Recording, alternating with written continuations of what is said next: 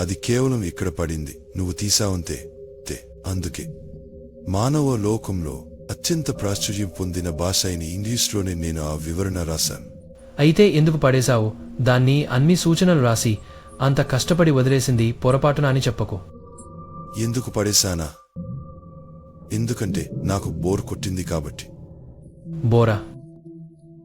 నిజం చెప్పాలంటే ఈ రోజుల్లో శినిగామిలకు చాలా తీరిక ఉంది. వాళ్ళు నిద్రపోవడమో లేదా జూదం ఆడటమో చేస్తుంటారు. వేరే శినిగామిలు నిన్ను డెత్ నోట్లో అలా శ్రద్ధగా పేర్లు రాస్తూ చూస్తే ఏంట్రా అంత కష్టపడుతున్నావు అని నవ్విపోతారు. ఇంకొక శినిగామి పేరు రాస్తే అది పనిచేయదు. కానీ మేము శినిగామి లోకంలో ఉంటాం కాబట్టి మానవ లోకంలో ఉన్న మనుషుల్ని చంపడం అస్సలు సరదా కాదు.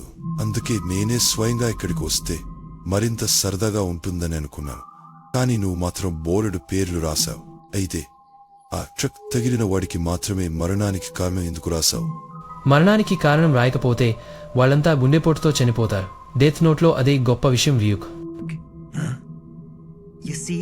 నేను నేరస్తుల పేర్లు రాయగలను మరియు నెమ్మదిగా చెడ్డవాళ్ల సంఖ్యను తగ్గించగలను. అందులో పాయింట్ ఏముంది? ఎవరైనా కేవలం చెడ్డవాళ్లని అంతం చేస్తుంటే ఏ తెలివి తక్కువ వాడైనా కనుగొనగలడు. నా ఉనికి ఈ ప్రపంచానికి తెలియాలి, వాళ్ల మీద ఒకరు తీర్పు ఇస్తున్నారని. అయితే తీర్పు ఇవ్వడంలో పాయింట్ ఏముంది? అలా ఎందుకు చేయాలి? నేను కూడా బోర్ కొట్టింది.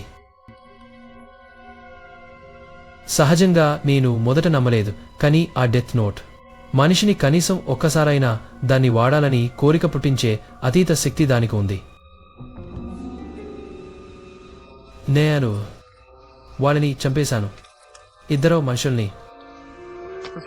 నేను వాళ్ళని చంపేశాను. మానవ ప్రాణాలను అంత తేలిగా తీసుకోకూడదు. అలా మనుషులకు తీర్పు ఇచ్చే హక్కు నాకు ఉందా?